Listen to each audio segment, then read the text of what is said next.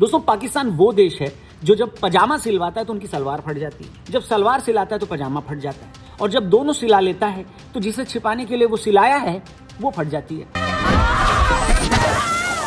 जी हाँ, पाकिस्तान में इस वक्त भारी दिक्कत है। पेट्रोल से लेकर गोबर तक सब पर भारी टैक्स लगा हुआ है। शहबाज शरीफ टीवी पर आकर अपनी मजबूरी की दुहाइयां दे रहे हैं, लेकिन इसके बीच अमेरिका के एक निर्णय ने, डिसीजन ने पाकिस्तान के थिंक टैंक की दिक्कत बढ़ा दी है। इस वीडियो में वही जानेंगे, शुरू करते हैं। New threats tonight from President Trump against Iran. In a social post today, the president wrote time is running out on his 10-day deadline to make a deal or open up the Strait of Hormuz. Pakistan is staring at a fresh financial squeeze as critical foreign loans come due and support from allies turns uncertain.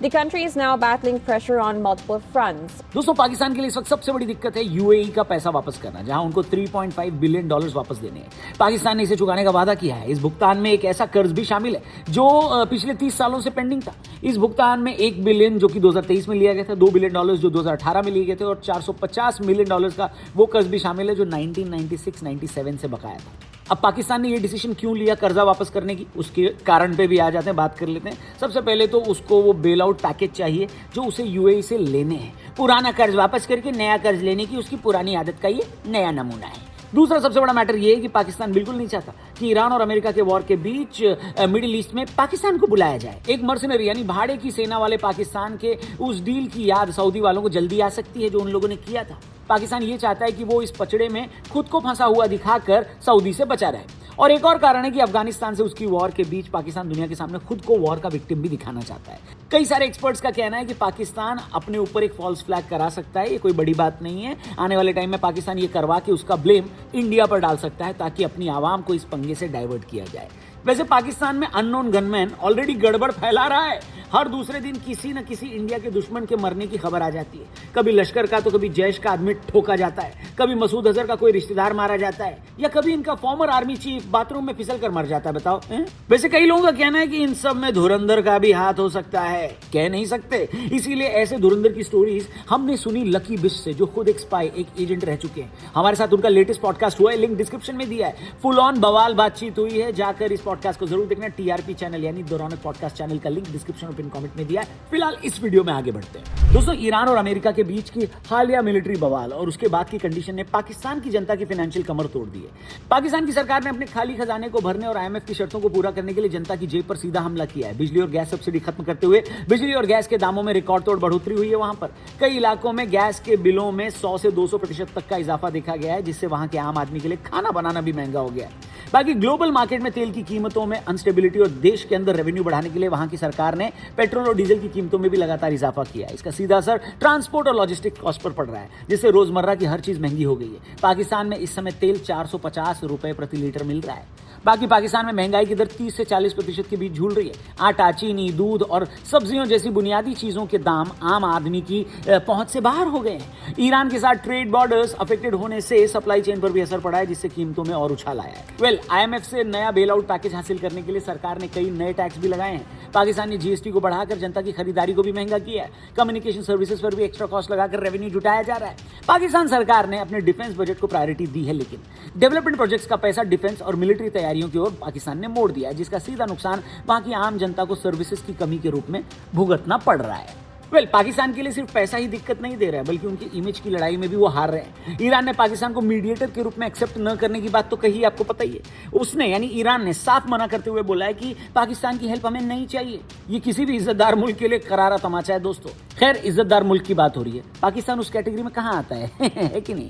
Iran का मानना है कि Pakistan unbiased हो ही नहीं सकता। कई कारण है उसके। पहला, ईरान और अमेरिका के रिलेशंस दशकों से स्ट्रेसफुल रहे हैं। ईरान को लगता है कि पाकिस्तान की फॉरेन पॉलिसी और इकोनॉमी भी काफी हद तक अमेरिका और पश्चिमी देशों पर निर्भर है। ईरान को शक है कि पाकिस्तान मीडिएशन के दौरान ऐसा डिसीजन लेगा ही नहीं जिससे ईरान को फायदा और अमेरिका को नुकसान हो। हमेशा अमेरिका के इंटरेस्ट को प्रायोरिटी दे सकता है पाकिस्तान अक्सर उन रीजनल गुटों का भी हिस्सा रहा है जिनका लीडर अमेरिका बना करता है, जबकि ईरान खुद को वेस्ट विरोधी खेमे का लीडर मानता है।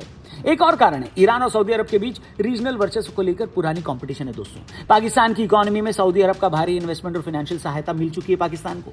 पाकिस्तान की सेना और सऊदी अरब के बीच गहरे डिफेंस संबंध भी हैं। ईरान का मानना है कि क्राइसिस की स्थिति में पाकिस्तान पूरी तरह अनबायस्ड नहीं रहेगा और उसका झुकाव नेचुरली सऊदी अरब की ओर ही रहेगा। एक और कारण है हाल ही के सालों में ईरान और पाकिस्तान के बीच बॉर्डर विवाद और आतंकवादी हमलों ने भरोसे को कम किया है। ईरान बार बार आरोप लगाता है कि जैश अल अदल जैसे आतंकी संगठन पाकिस्तान की धरती का यूज करके ईरान के सिस्तान बलूचिस्तान प्रोविंस में हमले करते रहते हैं। जनवरी 2024 में दोनों देशों द्वारा एक दूसरे के बॉर्डर के अंदर की गई एयर स्ट्राइक के बाद ईरान को लगता है कि जो देश खुद कॉन्फ्लिक्ट का हिस्सा है और डिफेंस चिंताओं को हल नहीं कर पा रहा है, यानी कि पाकिस्तान, वो एक प्रभावी मीडिएटर नहीं बन सकता। इसलिए पाकिस्तान को गेट लॉस्ट बोला और आगे बढ़ गया ईरान। इन सब के बीच अमेरिका ने एक एक्स्ट्रा स्ट्रेस दे दिया है किसको? पाकिस्तान को और पूरी दुनिया को भी, कि भैया ईरान को हम 48 घंटे का अल्टीमेटम देते हैं। इसके बाद वो ईरान को स्टोन एज में वापस भेजने की बात कर रहा है। ये अल्टीमेटम बहुत खतरनाक है। कैसे, ये भी समझते हैं इस वीडियो में। We're going to hit them extremely hard over the next 2 to 3 weeks. We're going to bring them back to the Stone Ages where they belong. इसे आप ऐसे समझें कि ये वॉर की आखिरी चेतावनी है। अगर 48 घंटे में ईरान ने अमेरिका की शर्तें नहीं मानी तो बातचीत का रास्ता पूरी तरह बंद हो सकता है। ये खतरनाक इसलिए क्योंकि अब तक दोनों देश एक दूसरे के प्रॉक्सी ग्रुप्स के जरिए लड़ रहे थे, लेकिन अब आमने सामने की जंग छिड़ सकती है। हालांकि ईरान कह रहा है कि आप हमारा घंटा कुछ नहीं बिगाड़ सकते, आप क्यों नहीं आते हमारे घर में हबीबी, हम तो इतने सालों से आपका इंतजार ही कर रहे हैं। यानी ईरान अमेरिका की गीदड़ भभकी और इससे पहले दी गई धमकियों से बिल्कुल डर नहीं रहा है। लेकिन एक्सपर्ट्स कह रहे हैं कि ईरान को डरना तो नहीं, कम से कम सोचना तो चाहिए। क्यों सोचना चाहिए? भैया ईरान दुनिया की तेल सप्लाई रूट यानी स्ट्रेट ऑफ हॉर्मुज पर बैठा हुआ है। वहां अगर जंग होती है और बड़ी जंग होती है तो पेट्रोल डीजल की कीमतें आसमान छूने लगेंगी और पूरी दुनिया में महंगाई हाहाकार मचाएगी। अल्टीमेटम खत्म होते ही अमेरिका सर्जिकल स्ट्राइक या पिन पॉइंट अटैक की रणनीति अपना सकता है। अमेरिका ईरान के परमाणु ठिकानों, सैन्य अड्डों या उनके कमांड सेंटर्स पर भी हमला कर सकता है और जो थोड़ी बहुत कसर बची है उसे पूरी करने के लिए अमेरिका ईरान पर ऐसे कड़े प्रतिबंध लगा देगा कि उसका बचा कुचा व्यापार भी ठप हो सकता है। हमले से पहले अमेरिका ईरान के डिफेंस सिस्टम और पावर ग्रिड को साइबर अटैक से ठप कर सकता है ताकि ईरान पलटवार न कर पाए।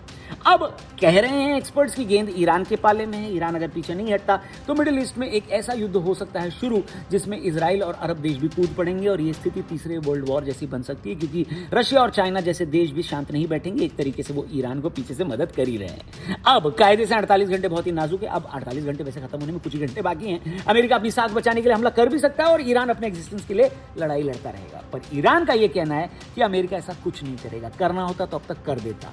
हमने स्ट्रेट ऑफ हॉर्मुज पर भी कब्जा कर रखा है, हम उनके पायलट को भी पकड़ने की पूरी कोशिश करते हैं, हम उनको अपने छोटे हथियारों से उनका मोटा पैसा यानी उनके मोटे हथियारों को मार के गिरा भी रहे हैं। अगर उनमें दम होता तो गीदड़ भपकी नहीं देते, सीधा अटैक करते। करना है तो करो, बोलो मत चाचा ट्रंप, ऐसा ईरान बोल रहा है। खैर ये वॉर, ये कॉन्फ्लिक्ट, ये लड़ाई अगर और आगे बढ़ी तो बहुत सारे देशों में बहुत ज्यादा महंगाई और कई देशों में बहुत ज्यादा तबाही भी ये वॉर मचा सकती है। पाकिस्तान इसमें बहुत गजब फंसा हुआ है। क्यों? क्योंकि उसके लिए एक तरफ कुआं दूसरी तरफ खाई वाली सिचुएशन है। ईरान का भी साथ नहीं दे सकता और ओपनली सऊदी और अमेरिका का भी साथ नहीं दे सकता। यहाँ से भी कूटा जाएगा, वहां से भी फोड़ा जाएगा।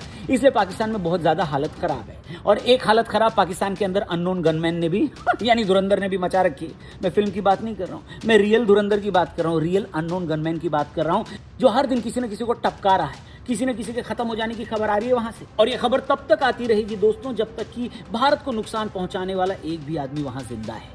ये किसने बोला? ये भारत भी कहता है और यही बोला फॉर्मर एजेंट स्नाइपर रहे लकी बिस्ट ने हमारे लेटेस्ट पॉडकास्ट में।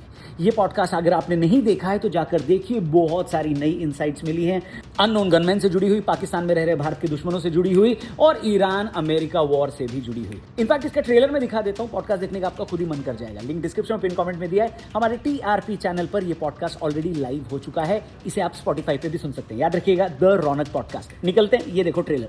घर की याद नहीं आई तुझे लक्की? ये अननोन गनमैन और कितनों को मारने वाला है अभी? एक भी ऐसा दुश्मन जिसने इंडिया को थ्रेट देने की कोशिश करी, वो जब तक एक भी जिंदा है तो हिंदुस्तान ने एक वादा किया है सर। हिंदुस्तान ने ये बोला है कि तुम दुनिया में कहीं भी रहो, तुम अपनी कुदरती मौत नहीं मरोगे। सो अननोन गनमैन आपका है या आपने वहां से भी हायर किया हुआ है? कभी अननोन गनमैन ने इंडिया के सबसे बड़े दुश्मन हाफिज सईद पर अटैक करने की कोशिश की है क्या? पूरी गाड़ी में एक्सप्लोजिव लग चुका है। अब जैसे एक्सप्लोजिव लगता है एक कॉल आता है, सस्पेंस कॉल। बोला एक काम कर दो, 100 kg आता उसमें से। बोला सर टारगेट बच जाएगा।